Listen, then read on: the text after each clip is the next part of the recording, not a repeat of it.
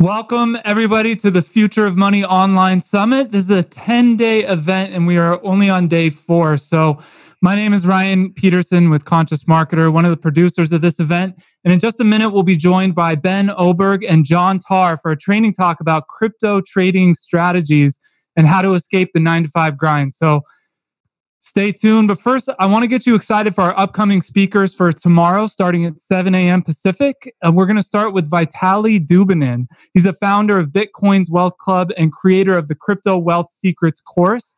He's going to talk about the 3 primary ways to grow massive wealth with cryptocurrencies and the secrets to wealth acceleration. Following him at 9 a.m., we have Joby Weeks, a Bit Club founder and crypto miner. He's going to be talking about how to be a perpetual traveler on Bitcoin. So that should be really interesting.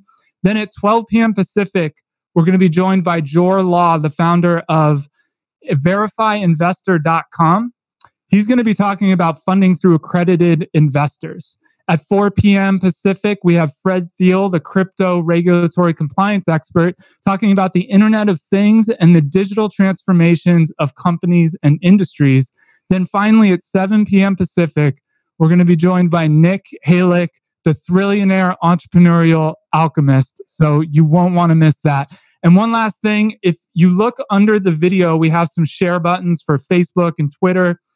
And so if you could just click those and share this with your friends and family and get this important information out there, that would be awesome.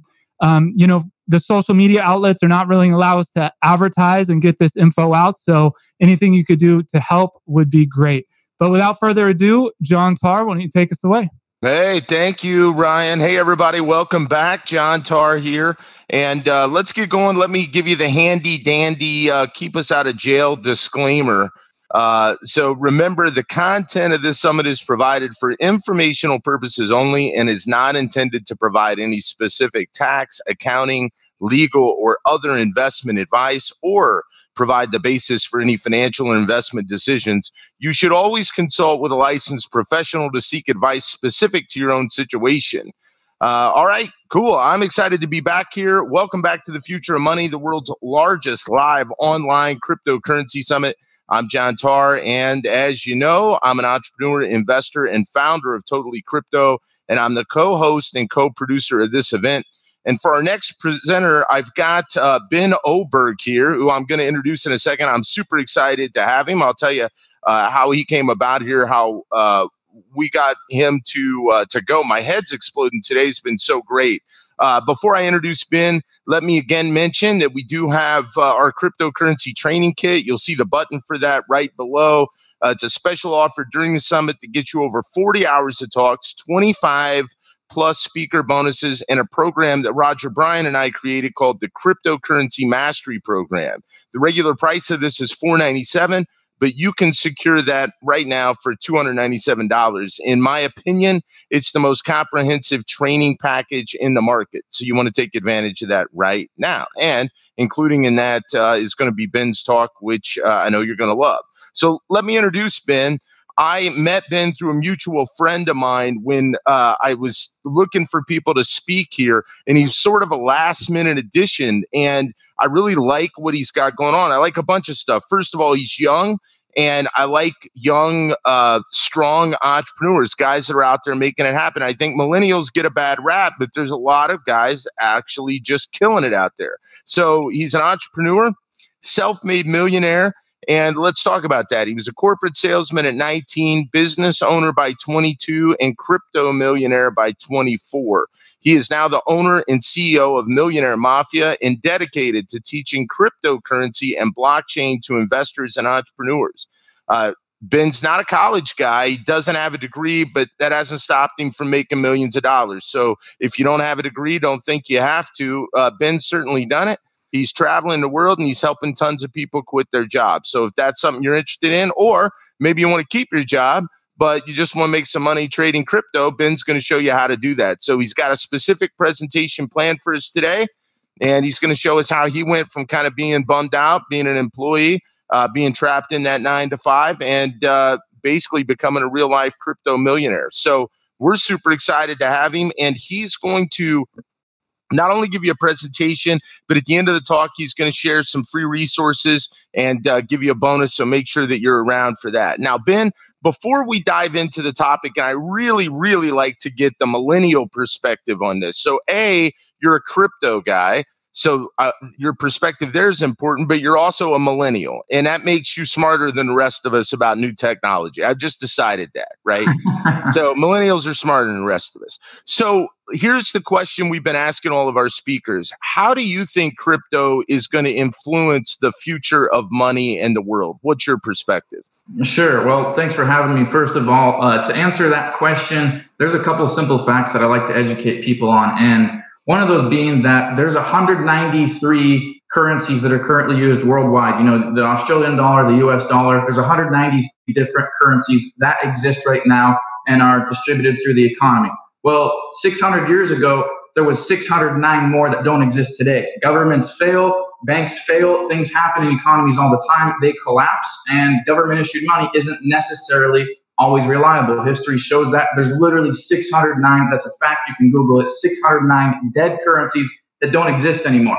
That's the first thing about it. The second thing is when there's 7.9 billion people on Earth, and literally 3.17 billion of those people are unbanked, and then you take into consideration that a certain percentage of them just popped out of the womb, can't legally own a bank account, but you look at the ones that are left, and there's literally 37% of the Earth's population that doesn't bank conventionally because they either can't afford it or they can't actually trust their government at an economic level, or they can't even literally afford to get to a bank. They can't afford the overdraft fees. They can't afford to swipe a debit card and say, yes, I'm okay with you charging me $3 just to take my own money out of my account. They can't afford to live in a system that works literally off of debt. Credit card this, credit card that. You can't rent a car without having a credit card. You can't do anything without going into debt or accumulating some sort of fees to send money from me to you. I've got to wire it and send a $35 fee along with it. It's not instantaneous. I got $35 overdraft fees. I have to have a minimum balance in my account. So when you have something that comes along that's disruptive to that and goes, hey, by the way, we have a solution. You don't really got to do that whole $35 overdraft fee, that whole 27 transactions per month kind of thing. We got the solution right here. We figured it out. And all you need is a computer or a phone and yourself, and we kind of got it done. So when you bring something into the world that offers that, people start to listen. And there is not anything else other than cryptocurrency right now that provides a banking solution on such a massive scale. So you've got that or conventional banking. That's it. Yeah, so those, and I think that's a great statistic on the over 3 billion people that currently don't bank. So thank you. Great answer to that. Now, I want to dive into your topic, and I want to say something real quick. So here's what I like. Now, I'm educated, know lots of educated people. I'm a results guy. Show me, right? That's the most important thing. I don't care how many degrees you have. I don't care what you tell me. Show me. And what Ben's going to do right now is he's going to show us how he was able to make 1.2 million in 12 months. Dude, that's a lot of scratch. So I'm going to turn it over to you, a lot of dough, and show us, how you were able to do that and what kind of stuff you got going on. I'm excited about your presentation, and I reserve the right to interrupt you if I have questions, because I know I'm going to. I'll try not to be too bad. And then if you guys have questions, you're out there watching this live on Facebook or YouTube or anywhere that we are, then just go ahead and type them in the comments, and our producer Richard will send them over to me, and I'll ask Ben. Sure. Awesome. Okay. I'm going to start off by showing three specific just images. There's pictures, snapshots that I took of a few different examples. And then, you can come back in, John, interrupt me whenever. Later on, I will actually show some strategy. But right now, like you said, I'll show some results. So let me get that up on my screen here, and I'll go ahead and share it. So share screen, and then I'll get you over to right here. Okay, this is the first thing that I want you guys to see. And this is just a snapshot. It might be a little bit hard to read, so you might have to zoom in a little bit. But when it comes to making cryptocurrency, I primarily focus on trading, where I'm essentially buying low, selling high. Now, obviously, when you're buying low, selling high, you have to know what low is and what high is, and be able to generate a conclusion or a very educated inference as to what's going to happen in the market, because you don't want to buy in at an all-time high. For example, when Bitcoin was $20,000, you don't want to buy in, at a $15,000 standpoint, anything more than what is a low point. And also, you want to be able to exit as close to the top of the market as you can without getting too greedy and missing it. So with that being said, you might want to take out a pen, piece of paper, write some stuff down, because I'm literally going to throw gold nuggets at you here. But when I trade, there's a few different mentalities. A lot of people have short-term mentalities, and a lot of the bigger guys, the people that see the bigger picture and make more money, take a little bit of a longer-term approach. The short term is good for practice, but I will say this, and you can write this down. If you're in cryptocurrency for short-term gains, it requires the most amount of effort, the most amount of analysis, and it is the least profitable. It really is, because you're not allowing the market to do what the market needs to do. You're not allowing the economy to respond to allow an asset to drop to a really good entry point. You're not allowing the economy, the developments in the coin, the version 2.0 updates in that coin's blockchain. You're not allowing that to happen when you're looking at, a 5 minute, a 5 hour, a 5 day window. So I really prefer to focus on, several week trades, several month trades. But in this particular example right here, you'll see this is a snapshot from Bittrex. I trade out of Bittrex. I trade out of Poloniex. I trade out of Binance. There's tons of different exchanges. An exchange platform is simply where you take Bitcoin, you send it into your exchange. An exchange is like having an Ameritrade account for stocks, except this exchange is for crypto. So you'll take Bitcoin and you'll fund your exchange, and you'll use Bitcoin to buy in other currencies, other alternative currencies. And you buy low, sell high. And when you make a profit, you're going to sell it for Bitcoin, and you can take that Bitcoin, click a button, turn it into cash if you wish to do so. Right here is simply, you can see over on the left here, there's dates. And this was back in January of this year. But you can see that I bought SC. SC stands for Sia Coin. Sia Coin is a coin that caters to cloud storage. They actually offer cloud storage 90% more cost efficient than Amazon and Microsoft for the same amount of space. So they're really tackling a massive market right there and doing really well. And because of that, it puts value in their coin. Okay, so SC is Sia Coin. You can see buys in here, and you can see the amount that I bought it for. It says 275 Satoshi, 247, 220, and so on. The Satoshi value is simply a 8-digit decimal measured against the Bitcoin. It's 8 digits, so it literally was pennies. I paid 0.000000275 Satoshi. It was a few pennies. Well, within 24 hours, this coin literally went up over 200%. And so you can see over here, this blue, this is what I spent. And this was just a little $3,400 trade. I invested $3,400. I saw this coming. I analyzed it, and I made a quick little, it was like a 208% ROI. So 1,121 in, 434. You can add that up, all of this area in the red here. Total invested $3,468. Well, shortly later, day later, you see all this green right here. Here's my sells. Ended up being able to sell for this dollar amount, $7,285. The result is a net of $3,800 in 24 hours. That happens. That happens often.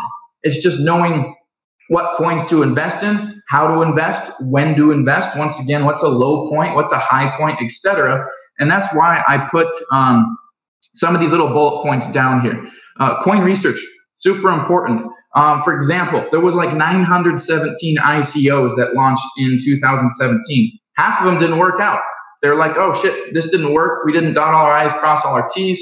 Oh, whoops, we did it illegally. Oh no, Token Pay can't actually launch in the United States. Had to refund everybody. Abs Cash didn't work. Was supposed to happen 3 months ago. ICOs are kind of, plus and minus. They can work, they cannot. And so you really got to know what you're investing in. There's 1,500 cryptocurrencies right now. Chances are one of those currencies will get delisted tomorrow. One of those currencies won't exist a week from now. So coin research is very important. Putting your investment in something that you know, like, and trust. There's a book on that called Duct Tape Marketing. Know, like, and trust. Put your investment in something that you know, like, and trust. Hey, Ben, yes. Don't want to cut you out there, but explain to people what delisted means, just in case they don't know. So if a coin, why it's a big deal. if a coin literally sits on the exchange will have a notification right there that says this coin is getting delisted. So what happens is if a coin is not being serving a purpose, if it doesn't have any trading volume, meaning if people aren't buying it, if people aren't selling it, if it's not being circulated, in other words, it's just kind of sitting there idly, it's stagnant, it's dead, it will get delisted from an exchange. And when it does that, that is one less place where it's available to the general public. And when it does it on one exchange, it usually follows suit on others, because if it's getting delisted, it's not doing very well in society. And so, any one of those 1,500 coins that currently exist right now, it could burst like that, just like how 600 currencies 600 years ago existed that don't today. It's no different in cryptocurrency. So with that being said, it's really important to do coin research. And some of the points that I really hit on with that are active developments. Is the team of developers, is the advisory board, are they dedicated to having this coin exist a year from now or a decade from now, and why? Does it solve a problem? Does it have utility use? In other words, solves problem, utility use. What I mean by that is, you take Ripple, for example, XRP. Some people say, oh, I hate Ripple, and blah, blah, blah, blah, blah, and they don't know why. They couldn't even spend 5 minutes telling you about what Ripple is. Well, Ripple is essentially a banking coin. It's used in 73 different banks right now. Actually, a little bit more. That was back in April. You could walk into any one of those banks that uses Ripple and say, hey, I need to send money to my business partner in South Korea, and I need this money to be there in 7 minutes. And they'd say, no problem. The cool thing is Ripple has a transaction speed of 4 seconds. It has more throughput than Visa at over 1 billion transactions per week. No problem, we can do that. You skip the $35 wire fee, you take your 10,000 US dollars, bring it to your bank, convert it into Ripple, goes over to his bank, they sell it, recirculate it back into the market. He can now walk out with $10,000 of his currency in cash. And so utility use is very important. And if it has active developments, if it solves a problem, if it has good utility use, it will see adoption. Adoption simply means people using it. And if people use it, it drives the value up. That becomes supply and demand. If there's a demand because of utility use, if it solves a problem, if it is having active developments, it's going to have a demand. That demand will drive the price up. And for people that bought in low, it now becomes a profit opportunity. A couple other things with coins are partnerships. You take a coin like Lumen, Stellar Lumen, XLM. They have partnerships with IBM, which is an American-based Fortune 500 company. And they're also used by, their blockchain is used by the Canadian government. So you're seeing it from an economical level massively adopted, not to mention that they've worked with Maersk, which is a huge shipping company, to develop blockchain solutions in shipping, to identify problems if things get lost or stolen. So all of that stuff, cryptocurrency, if you're investing in a good currency, it's going to have a lot of that to back it up, if that makes sense. Am I losing you, John, or is everything making sense so far there? No, it's cool, man. No, I think that made sense for sure. Okay, awesome. And just a little side note, guys, if you are looking to get on an exchange, I do recommend Bittrex, Binance, Poloniex.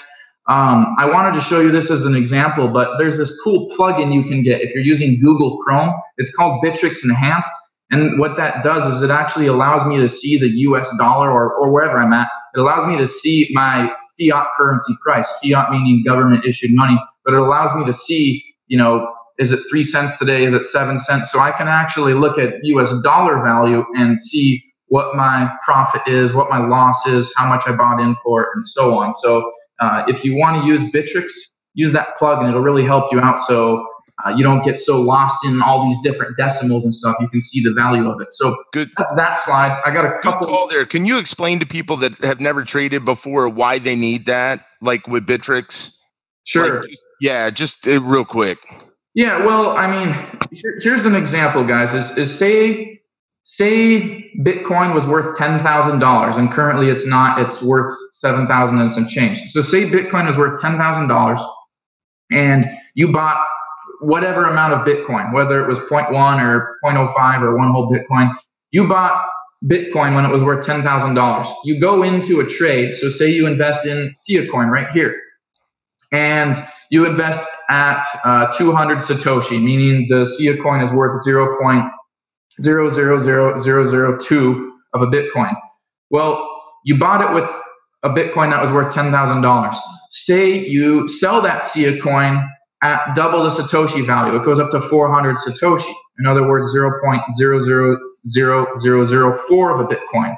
Well, right off the bat, you'd think you're doubling your money. But if the price of Bitcoin has increased or decreased, you're not going to have a 200% ROI. You could have a larger return on your investment. You could have a smaller return. And so seeing what your sell is equivalent to in US dollar value, you're really going to be able to go, okay, well, I invested this much Bitcoin at this price and I sold for this much at this price. So I have exactly this much return on my investment. And that's what a plugin like Bittrex Enhanced is going to help you do. And that's a cool plugin, because when I first started to trade and to buy stuff, I didn't realize, and we may have some people out there that don't realize, that I couldn't put fiat currency into all exchanges, right? And so they're only going off of, let's say, Bitcoin or whatever. I didn't get that. And I didn't know about that plugin. So that's great, man. Thank you for that. Yep, no problem.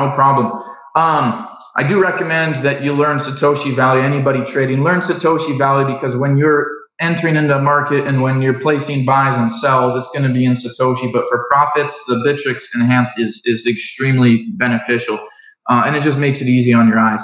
This chart right here is something that I want to explain as we'll get into a little bit later, but as a highlight of what I have found to generate me the most amount of income with cryptocurrency is what we call swing trading. What I showed you on the last slide, that was something that I did in 24 hours, a 208% ROI in 24 hours.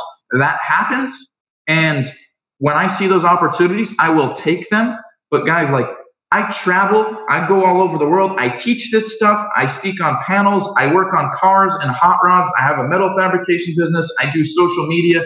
I am not going to sit here with my eyes stuck on my computer becoming a complete nerd over cryptocurrency. Crypto makes me money, but I enjoy driving fast cars and hiking and doing a whole lot of other stuff than having my eyes glued to a computer. So with that being said, if I see the profit there on what we call a scalp trade, which is a trade that takes place over a couple hours to a few days, then great, I take it. But what I'm more focused on is putting less time into it, less effort, and having more profit. So for those of you that maybe have a 9-to-5, or for those of you that want to stick to a 9-to-5 and do this as a side hustle, you have a solution. And that's what we call swing trading. It's looking at what happens in the market because of the economy or because of developments in that coin, because of big players coming into the game that forces it to go up or down and create a market over the span of a few weeks to a few months. And so that's what we call swing trading. There's people that talk about hodling, that term that means buy and hold. Well, if you had 7 brain cells, you'd add a little bit of strategy to that. And instead of buying and holding, you would buy in low, sell high, rebuy low, sell high, rebuy low, and so on. So at the end of the year, for example, instead of having 1,000 coins to begin with and selling 1,000 at the end, maybe you started off with 1,000 coins of a Ripple or Litecoin or Ethereum or whatever it was, but you sold a little bit on a high and you rebought. Now you own 1,500 coins. Sold a little bit more on a high, rebought. Now you own 2,000 coins. You get to the end of the year and you want to have a massive sell-off, you have a lot more leverage, a lot more negotiating power. And so right in here is just a Ripple chart. Each one of these tiny little bars is 1 day. Well, we're looking at the beginning of the bull market, this huge market going up. Bull means the market is going up. A bull market means it's going up in value. This would be a bear market where it goes from this dollar sign to right about down where this red arrow is right here. That would be what we call a bear market. Well, what we can see is towards the end of April, beginning of May 2017, Ripple's fairly low.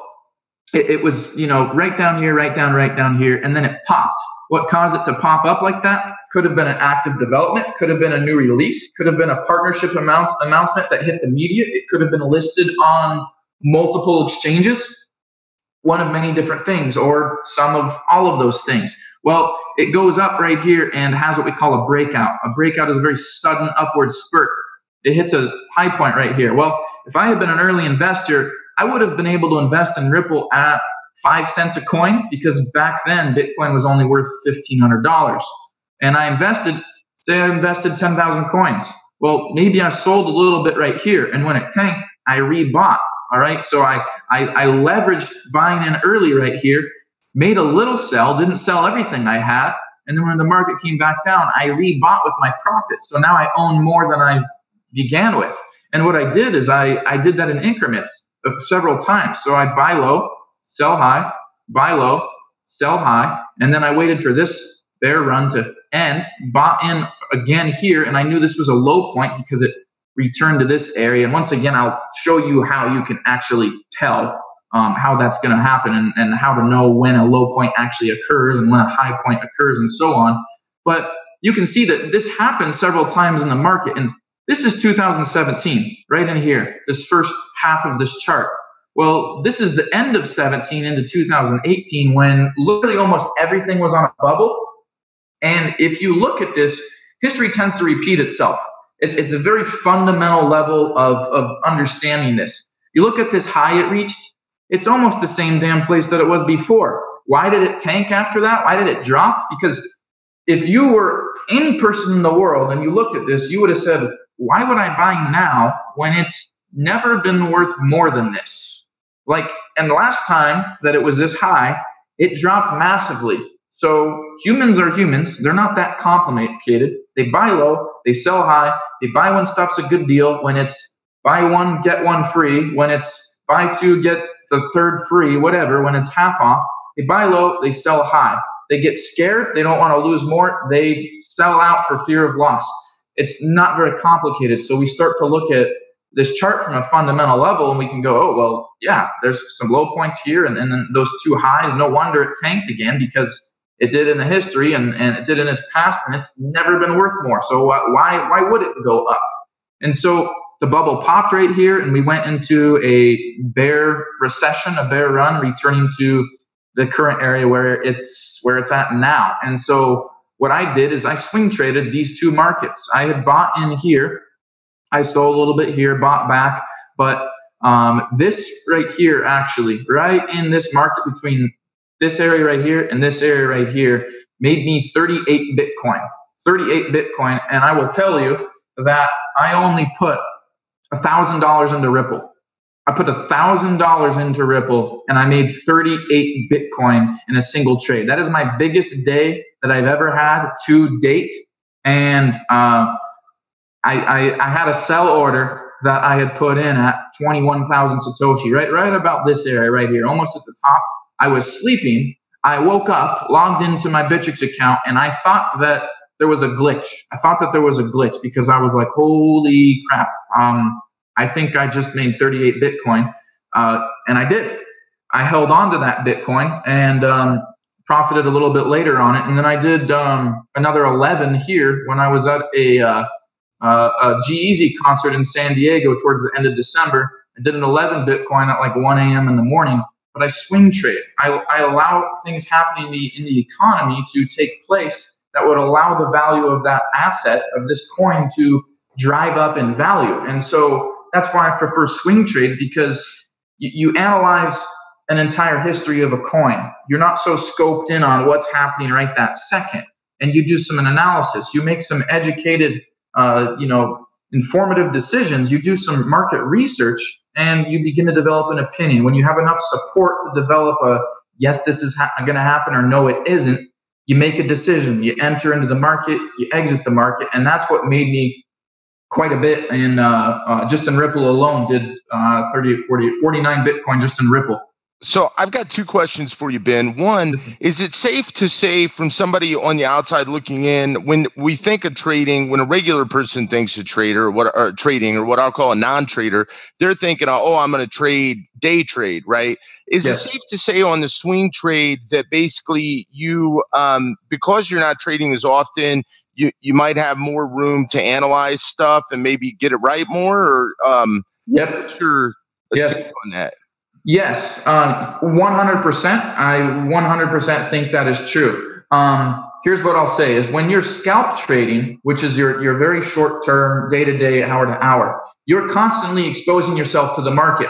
When you're scalping, you're effectively saying, okay, hey, I'm fine with having a 15% decrease, a 15% increase. It's very rare in scalping where you're going to buy in and then lose almost 100%. And then, or the next day, you're going to make almost 500%. It's very rare that that happens in a day because you're not allowing the market to respond. It can't respond in 1 second. Only so much can happen in 1 second or 1 hour. So you are putting in a lot of effort. But you're constantly staying exposed to the market. However, the risk is minimal because, like I said, not a lot usually happens in a few days or a few hours.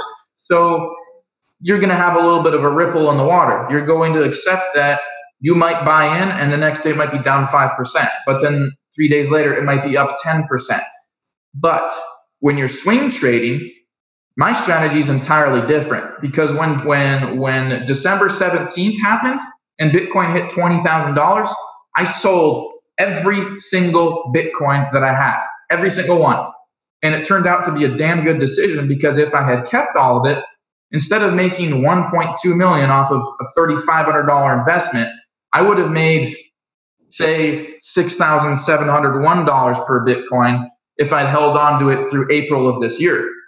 And so when we're swing trading, and that's why I brought up this chart right here, I have an entire different strategy. And if it's okay with you, John, this might be something for everybody that's watching this to get out a pen and piece of paper and write this down because in my opinion, this is probably one of the most important parts of what I want to show you guys. If that's all right with you, John? Yeah, fire.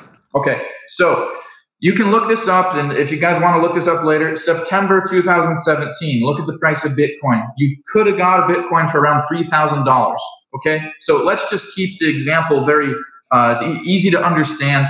You have $3,000, and it doesn't matter, even if you had $10, you could do it, I'm about to say. But say you had $3,000, you go in, you buy 1 Bitcoin. Great, you own it for $3,000. You hold that Bitcoin. We're not even talking about trading alternative currencies at this point. We're just talking about Bitcoin. You hold that Bitcoin all the way into middle of December. Bitcoin hits $20,000. All right, you have a 667% gain from $3,000 to $20,000. You're grossing 20, you're netting 17, you have a 667% gain. Okay. The obvious thing, from a fundamental standpoint, would have been, okay, Bitcoin's never been worth this. It's substantially overcorrected. It's never been worth more than it has been now. Is there any sort of reason that it should continue to go up? What's the media saying? Separate the BS from the facts. Look at a lot of the blogs. Look at Bitcoin Talk Forum. Look at what's going on in the world. Is there any reason that we think Bitcoin could sustain a $20,000 level? Because to me, it's not a very obvious bubble. It's never been worth more. Okay, I'm saying, you know what? It could go up more, but my gut is telling me don't be greedy. Maybe consider making some sells. And so I sell my $20,000 Bitcoin that I own for $3,000. I net $17,000, which once again, in that 3-month time window, I have gained a 667% return. All right. So now I have 20,000 cash dollars. I sell it. I deal with a little bit of Coinbase fees or blockchain.info or Gemini. I maybe deal with a few $100s in fees. Personally, I'm okay with that. I've exited the market. I have completely eliminated my risk to losing it. All right. Because if I didn't, what would happen? I would be sitting on, what is the price of Bitcoin today or right now? I would be sitting on $7,671. My decision starts to look good. So what I do with my swing trade, if I was just involved in Bitcoin, I took $3,000, I turned it into 20, I net 17. I'm patient. It tanks, it goes down. SEC comes out, says we need to see if this is a security or a commodity. We need to maybe regulate a little bit. Some hacks on Japanese exchanges happen. China completely says, hey, we're not going to trade anymore. A whole bunch of people duck out. This stuff happens in a matter of 24 hours, literally. It scares people. People start selling. Market gets sold down so hard. It reaches a bottom on April 6th at $6,701. Okay. Then I would have said, hey, this is lower than it's been in the last 5 months. I think this is a good time to invest. Let's do a little bit more analysis. What's going on out in the world? What's happening? Let's look at some charts.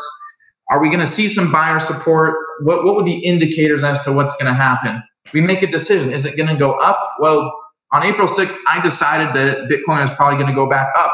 I take my $20,000 in this example. I buy back in for a Bitcoin that's worth 6.7K a piece. Instead of having one Bitcoin, I now have 3. Keep in mind, I made a 667% gain way back just a few months ago, back in December. And I'm now taking that and I'm leveraging it. I'm buying in at the bottom. I buy in. I now have 3 Bitcoin instead of 1. Literally within 4 weeks, by May 5th, Bitcoin hits almost 9.9K, 9,897. It increases 48% in those 4 weeks. I now profit, what is that, $3,300 a coin. I started off with 3 grand. I now have $29,000. My investment is 3 grand. I have 29 grand now. I made a 667% return the first time around. I made 48% on each one of my 3 Bitcoin. I'm sitting on 29 grand in the course of 7 months. Exit the market, start all over again, eliminate my risk or any possibility of losing. That's what I do. That's the strategy with any coin that has enabled me to, at this point now, I'm 1.6 million in. I bought back in April. I made a sell in May, and I'm now sitting here about to dump a whole bunch back more into Bitcoin and start leveraging the market again. So here's a question for you, man. And so there are people out there and they're watching this and they're like, oh, that's cool, right? And certainly, you know, you're telling us what you did do, which is awesome. What is the thing? Because it seems easy, right? Like I'm sitting here and I'm like, oh, man, you know, like buy low, sell high, yay. But Sure. what do you see people do when you teach? What's the mistake that people make when the bullets are flying, right? So when you're out there and the bullets are flying, what mistakes are they making that are keeping them from getting the results that you're getting? 100%. With everything that we look at in cryptocurrency, all it is human emotion. And you know, people, like I said, they buy something. You buy a car at one dealership when it's $2,000 cheaper than the same car at another dealership. You buy when stuff's a good deal. So you imagine people buy in at that, and they do. And then when they have a chance to make huge profits, they sell. And so it becomes, you know, a chain of supply and demand. When there's huge demand, value's going up. When there's a huge supply flooding the market, value's going down. Well, when you're trading, you have to be, you have to have psychopathic tendencies, would be the best way. You cannot have emotion. You can't have emotion, because if you sit here and you watch a chart and you're like, okay, I got $500, I'm going to go in, I'm going to make some money, and you enter in a trade, and like 7 seconds later, you see that it went down 1%. You're sitting here going, oh shit, it went down 1%. Like, I'm losing my money. Sell. I don't want to lose anymore. I'm done. I had it. This isn't for me. I'm done. And you can't do that. You just have to take a breath and go, well, it went down 1%, whatever. Okay, it went down 10%. Okay, it went down 15%.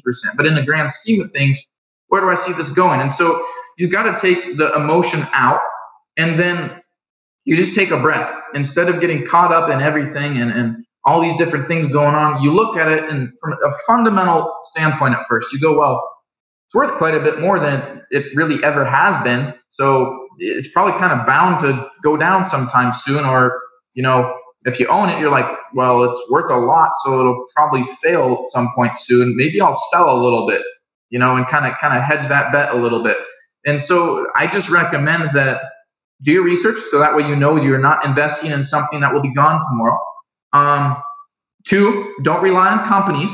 Companies saying 40% return daily on Bitcoin, okay, it's a scam, all right? And thirdly, you just want to have patience and don't put a whole lot of emotion into it. You can be excited about a coin, excited about what's going to happen with it, but you really are trying to develop I don't want to call it a guess, I suppose it is, but you want to develop a very strong conclusion based on fundamental analysis and based on technical, which we can talk about a little bit on, is this going to go up or is it going to go down?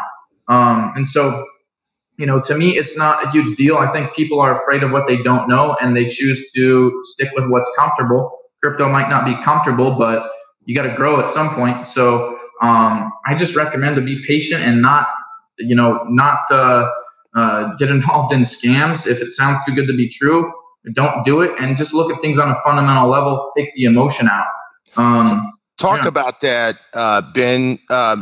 Talk about the difference between fundamental analysis and technical analysis. Sure. Okay. What I will do is I can bring up, actually, I have my Bittrex account open. I can show you that. But and if you guys want, you can write this down. But I just published an article on my blog today. You guys can look at it, and I literally broke down fundamental versus technical. I show you a chart on there, and you'll be able to be like, oh my gosh, that makes tons of sense. So if they want, they can go to benoberg.com and just go to my blog section. I just published the post today, so it'll be the most recent one on there, but it's just how to analyze a cryptocurrency. That's the title of it. So you can go to benoberg.com and look at that. But if you have more in your presentation, man, keep diving into that. I just thought that'd be a good thing. But since you told people where to go, that's awesome. And then they can take a look at it. I'll show a couple of things here. Yeah, that's no problem. And one point that I will say that I think is amazing is, like you said, I don't have a college degree. I didn't go to college. I spent 4 months at a technical school and said, you know what, I don't want to get paid $12 an hour. I think I can do better than that, and I think I'm worth more than that. So I put myself in a position to win, and I went into sales for 4 years and kind of learned business. And as soon as I could, well, I actually took the jump. I left my job without any money in my savings or anything, and I was just like, well, I got to put myself in the position where I have to win. It's do or die, sink or swim. But what I really found is that there is not any industry out there that I'm aware of that has the opportunity to have such huge returns. I mean, Bitcoin was at a point where I met somebody way back in the day that bought Bitcoin at 0.6 of a penny. And I did the math in January or December, that would have been $333,000. So it's just investing in the right stuff and having a little bit of intelligence and a little bit of knowledge behind it. You don't get this in bonds. You don't get this in CD accounts. It's a really good opportunity if you're willing to invest a little bit of time learning and start to practice. And while you're kind of pulling up your computer, I think something to note, and one of the things I love about you're obviously entrepreneurial, you're obviously a young millennial kind of guy, and a lot of times one of the things I love about millennials is you're like, I'm just not going to accept this, right? Like society tells me I got to do one thing, but I think I'm just going to go ahead and make $1.2 million in 12 months. Thank you. Right. Yeah. So those rules, your rules don't apply to me.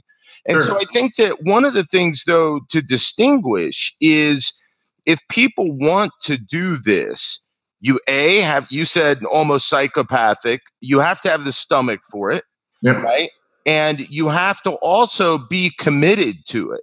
I'm sure that, and maybe not, but I'm guessing when you first got into this, not every single one was a success. How did you develop the stomach for this and push through maybe some of those losses? And tell us about a loss or two.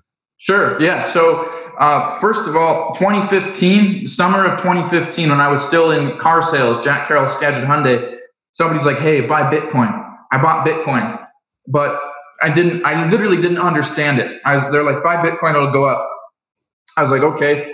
And then I start looking at it. I'm like, this makes no sense. You can't hold it. It's digital. It's something to do with the computer, and somehow it's worth money. Like, this is the stupidest thing in the world.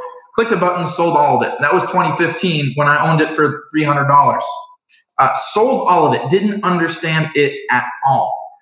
It was not until January 6th of 2017 when I was like, that was dumb.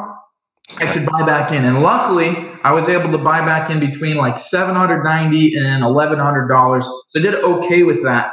But it just was, like I said, people are afraid of what they don't know. And educating yourself is super important. And that doesn't necessarily mean going to college or taking out a student loan. There's not one professor on earth that would be qualified to teach you a 4-year degree on cryptocurrency. It doesn't exist. You don't need $35,000 in student loans to land you a $9 an hour job flipping burgers. So, like you said, I decided to have high expectations for what I wanted to do. And I think part of why people don't achieve stuff is they aim too low. They set the bar here and they hit their target, but they need to push that bar way up here. So I said, I want to make $1 million. No, shit. I want to make $5 million. Why not 10? Okay, I said 10. Why not 15? And so I just started actively applying it. I did spend, there was a time where I was still at my job for 13 months, working 40 hours a week when I got home, and I was 63 hours a week at the dealership. I literally sacrificed relationships, my girlfriend, a lot of friends and everything to quote unquote make it. But I don't regret one single bit of it because it put me where I am today. It made connections that I never would have even thought of in my head. And I grew a lot. So really having the discipline is definitely really important. And you won't necessarily get it the first time. I had to sink in information from everywhere and ask a million questions from everybody.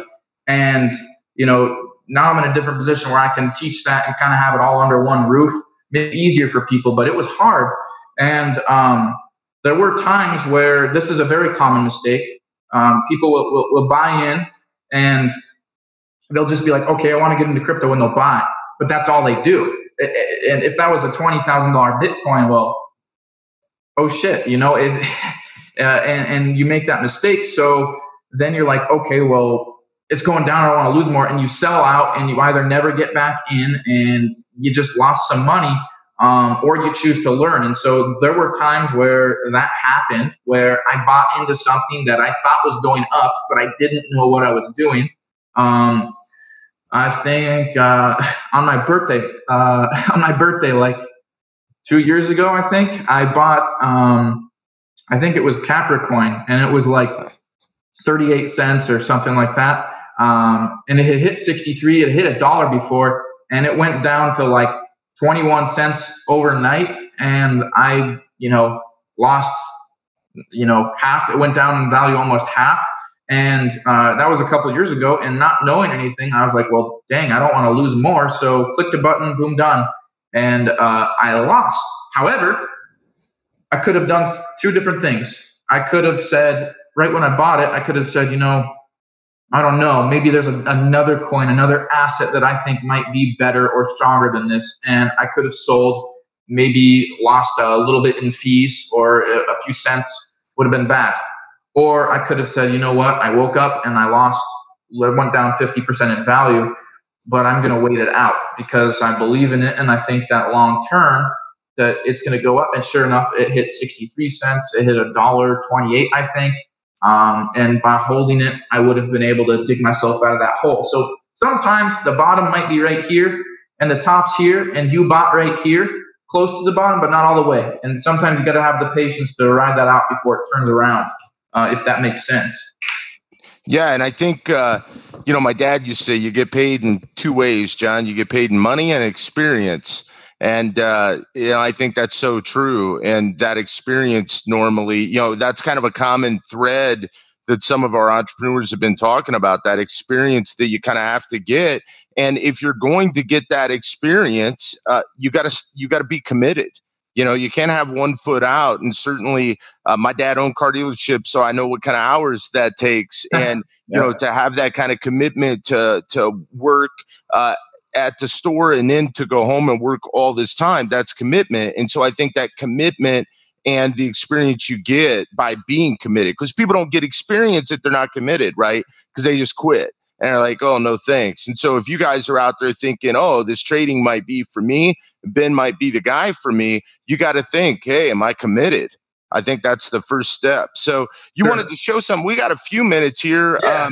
Yeah. we're running on about 50 minutes, but I'd love for you to show what you wanted to show there. Yeah, I've got talk about your bonus. I've got one thing here that I will show as far as, inside the exchange, and show how I really analyze something. And then, we'll get to the bonus. And by the way, guys, if you want to see, some results and different things like that, they can also check out, I got a page that just has testimonials of my own trades, as well as other people's that have learned trading. But it's just millionairemafiaempire.com/testimonials, and they can look at that. They can look at a lot of people saying, I lost before, and I did choose to have a little bit of commitment into it and different things like that. Here I am now. Cool. But let's go over to exchange. This is, just so you guys know, this is a coin called Omnis Go. It's OMG. This is on Bittrex here. I'm a believer in it. I kind of said, hey, let's do it. And I went into this, and I'm Are you showing your screen, Ben? Because I can't see it. If you're showing. Oh, sorry. Yeah. I'm still waving my hands here and not showing you. Share screen, boom, and there. See it now? Yes. Okay. Awesome. So this is OMG. It's called Omis Go. This is actually a coin based out of Thailand. What they're looking to do is solve a banking problem for Southeast Asia. This is a coin created by a very prominent company in Thailand. And there's a lot of people in Southeast Asia. You're talking Burma and Thailand, Philippines, that are vastly unbanked. Can't afford banking, don't have a viable way to do it, so they're not. And so this coin, they're trying to go paperless and come up with a solution to banking transactions for the masses in Southeast Asia. So once again, from a fundamental standpoint, good utility use. I'm on a one-day chart. Each one of these candles is a day. First thing I start looking at is very simple. I'm going to take a tool called segment, and I will go to maybe a green here. And I literally just label out markets. Coin came on the market in July, meaning it got listed on the Bittrex exchange in July. Could have been somewhere else a little bit before that. Don't know. Came onto Bittrex in July. I look at the market here. Okay, so it looks like it had a real good market. That was about September 11th that it reached an all-time high. I can also see there's another little bit of a bull run right there, and a little bit of one more recently. So those are my green markets. Assets going up. It's going up in value. It's continuing to be worth more. So next one is I label my bear markets. All right, and I see it's going bear. It hit a high and then it just dropped. Right, and then you kind of also have one right in there, and then one more recently right in there. Okay, so now I'm just very fundamental. I'm going, all right, well, there's my high. There's my lows. There's my swing markets. Buy low, sell high, buy low, sell high, buy low, sell high, etc. There's one market here, kind of a second right here, and then a third right here. All right. So I know that. Another thing I look at is the level that it's currently at. I want to reference this later. So what I do is I'll just take a white line and I'll make it a little bit thinner, and I'll look at its current level. It's currently at 146,624 Satoshi, about 0.0014 Bitcoin. It's that level right there. Okay, I'm going to bring that across the chart. All right, so look at that. But one thing that I think is really notable about this is everything was on a bubble right back in here. Right back about there, everything was on a bubble because end of December, beginning of January, Litecoin, all-time high. Bitcoin, all-time high. Ethereum, Ripple hit almost $4. All those top volume coins, all-time high. So what I like about this, or what I noticed, is that it continued to have support. People continued to buy it. It actually continued to more or less go up in value since then, instead of dropping like almost everything else. To back that up, its largest, most prominent market was September 11th, 2017. That wasn't a bubble.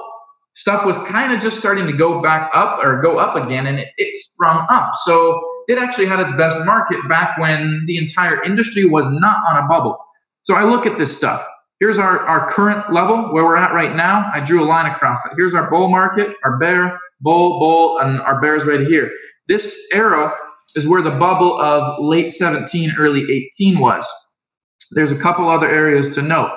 I see that this was kind of the lowest it's ever been worth since the coin first came out. So it's low right here. And I want to draw a line. Whoops, that's not a line. Let me get rid of that one. And I need to go to a segment. Okay. I want to draw a line from right here to present day. All right. So I got that.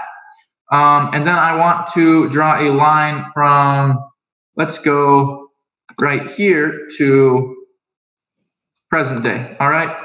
So we can see we have a low right here. And since that was September 7th when it hit a low, or excuse me, December 7th, end of 2017, it has a low right here. Do you notice how when it goes up, comes back down, the low is higher, goes up, comes back down, the low is higher.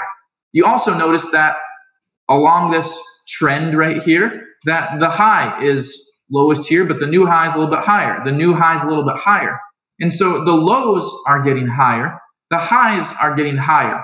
This starts to make me think maybe it's going to continue to go up.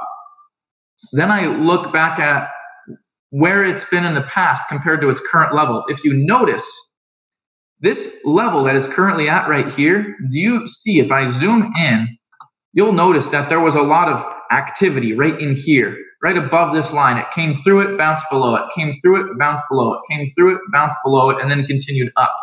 That's an area where it struggled to continue to go up in value because a whole bunch of sellers were shorting the market there, meaning that they were selling. This is dumb. Why would we invest more?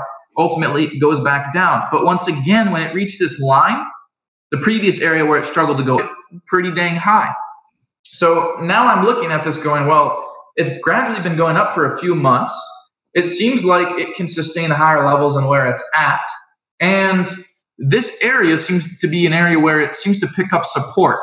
At this point, I'm thinking fundamentally, maybe it will go up. I have about maybe 3 minutes left, John, and I can wrap this up here. Cool. So the next thing that I want to look at is take note of that horizontal line I drew across here. There's this tool that I like to use called Fibonacci.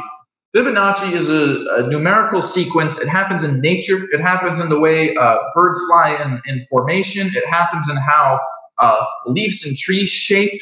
And it's used, consequently, I don't know if there's a whole bunch of people smoking bath salts or doing something that decided to use Fibonacci as a tool in financial markets, but it's used in Forex, it's used in stocks, it's used in futures, ETFs, securities, and in cryptocurrency. Historical traders use it to decide where they're going to sell, what level they want to sell at. And so how you use this Fibonacci is you'll typically place the top of it at its last all-time high, and then the bottom at its, let me do this over again. I drew in the wrong area. Its last significant high, which is right here, and then its low, okay? So right there is the low, right at that point right there, okay? What becomes really noticeable to me, it shows these numbers right here. So you can see 0, this was the very bottom, and then you can see 100%, this is the very top. I started off by putting the top here and the bottom here. And what you can see here is there's these different numbers, 38.2, 50, 61.8, and so on. Scratch the 50, that's actually not a fib level. For some reason, the exchanges like to put 50%. That's not an actual Fibonacci number, but 38.2 is, and 61.8. Do you notice that this hot area that I labeled out with this horizontal bar right here just so happens to coincidentally be at the 38.2 fib level? Well, it's not a coincidence. It's valid because we did our analysis right. We've now validated that this is indeed a Fibonacci level, and that's why we're seeing sellouts here. That's why we're seeing the market struggle to go above or below this line. Well, we look at another thing, and we'll see that the 61.8 level is where the market reached its last high, right back in here. It reached it a couple times. It actually tried to go up towards it here, and it failed. And then you look right back in here, and you see this 61.8 level. It struggled right above that area to go down. It struggled right below it to go up. And so that now shows me that there's some sell-offs happening at the 61.8 level. And so in conclusion, I'm going, all right, Fundamentally, over the last few months, coin seems to be going up, seems to find support at its current levels. Reason 2. Reason 3, turns out that there's sellouts happening at fib levels. Reason 4 that I think maybe it would go up is because I look at the very recent, let me get rid of that one, the very recent last couple days, and I see that it's starting to go up. I see that it's starting to go up in value just the last few days. If you look right, let me take a segment right here. If you look just very recently from here to right about now, it's turned around as if it's starting to go up towards this level. And so for me, I'm thinking, hey, this is probably going to turn around and start approaching this 61.8 level again, and might be able to set myself up for a nice little 25% profit. Now, I'm not giving you financial advice. You could win, you could lose, etc. Just as an example, I'm showing you how I would analyze a coin. And so I take all that into consideration. I've just done my fundamental, I've just done my technical, and then I return to fundamental. I just looked at a whole bunch of things on charts and drew these little patterns, drew some lines, made some shapes, had some fun, built my Legos. But then I got to step back into reality and go, all right, but what is going on in this coin? What in the world would cause this asset to go up? What would make it go up? And if I have more reasons from a fundamental standpoint, what in the world could cause this coin to go up? And I think, and I go, yeah, well, it's being adopted.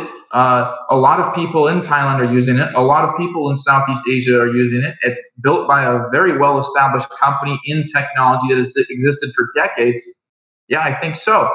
And then I decide if I'm going to enter in low, and if I think it's going to go up, then I'll make my profits. And so that's kind of how I analyze a coin.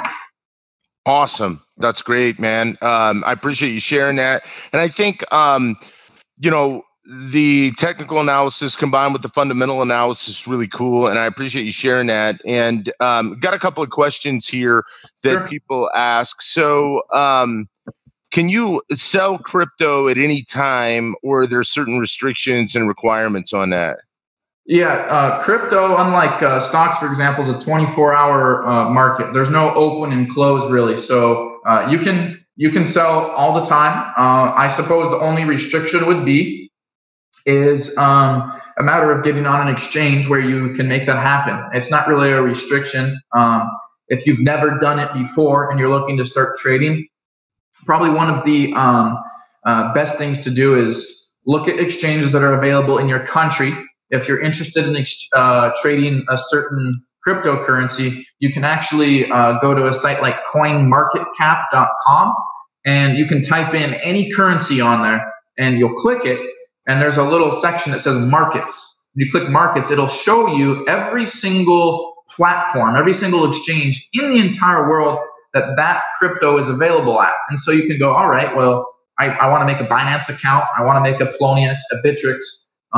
So restriction could be a matter of, waiting to get approved onto an exchange, but you don't have like crypto's only available 9 to 5. It's the 24/7 market. Yeah, cool. It's on all the time. Good.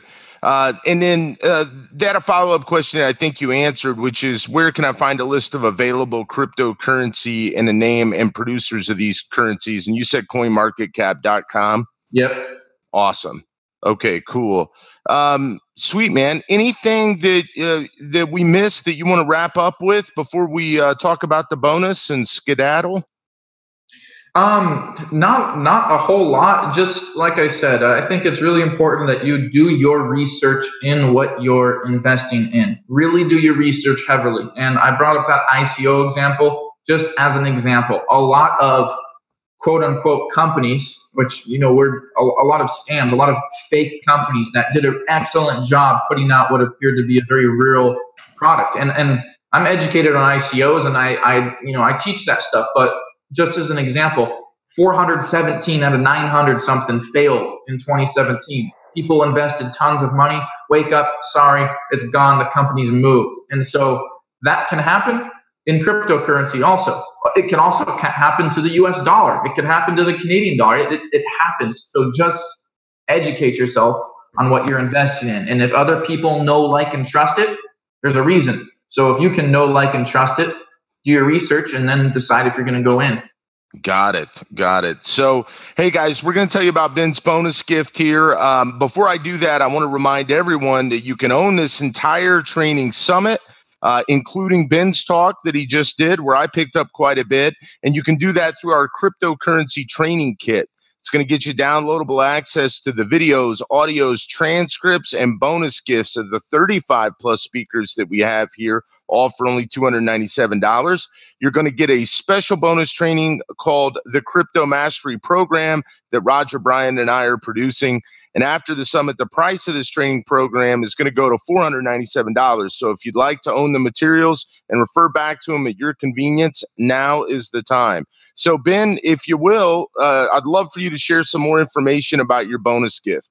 Sure. Okay, so I put together specifically for everybody participating in this event, I put together an entire training that literally walks you through. I actually give you my 2 favorite coins for trading, and from 2 standpoints. So you're going to have one coin that I show you for those day-to-day profits, those week-to-week, those scalping trades that has been a consistent earner for me. It earned me, I want to say 36 Bitcoin in 2017. I've made maybe 9 this year so far off of it. It's a very consistent trading coin, and for a very valid reason. So I give you history behind it. I show you the utility use. I show you how to trade it. I show you my favorite indicators for short-term trades, and you'll be able to see why you could profit from this coin.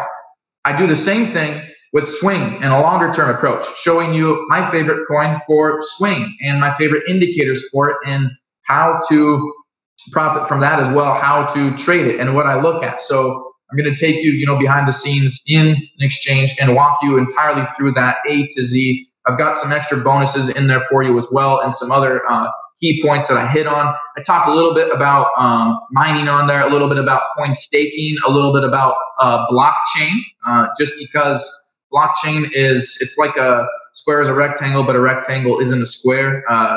Blockchain does not need crypto, but crypto needs blockchain. And that's something else that a lot of people focus on crypto without giving any light on blockchain at all. And there's a lot of blockchain technology and things that you can get into that will make you tons of money, perhaps even more than crypto. So we talk about the trading, we talk about the staking, we talk a little bit about mining, my analysis on how to swing trade, how to scalp trade, what I look for, what's different in each one of those. We talk a little bit about blockchain as well. Awesome, man. Give them the link so that they can pick that up, please. Yeah, sure. Richard, I think we've got it here for everybody. I've got it in front of me if you need it. Okay, cool. It's millionairemafiacrypto.com/totally crypto. That's millionairemafiacrypto.com /totally crypto. And we'll make sure on the replay and everything that people can see that as well, Ben. Sure. So, dude, I appreciate it, man. Thanks so much. I think it was very informative for people. And Ryan just said it is under the video, so everybody can see that link. So that's awesome. Appreciate you coming on, man. It was nice we just met tonight, and I really enjoyed it. And so I really appreciate you. Thanks so much for being on with us. No problem. Thank you for your time. I appreciate it. All right, everybody, I appreciate you for watching us whenever you see this. I know that we're all busy, and so, we just appreciate you guys taking time out of your day to get more informed on all aspects of cryptocurrency. And so on behalf of the Future of Money Summit team, I want to thank you. I want to thank Ben again, and everybody. We're going to see you tomorrow. We've got a great day lined up. I always give a shout out at the end of the night to the team: Richard, Ryan, Stefan, Sarah, Denise, Erica, Kristen, Todd, Roger, everybody that's worked so hard to put this event. Thank you guys for doing that, and we'll see you tomorrow.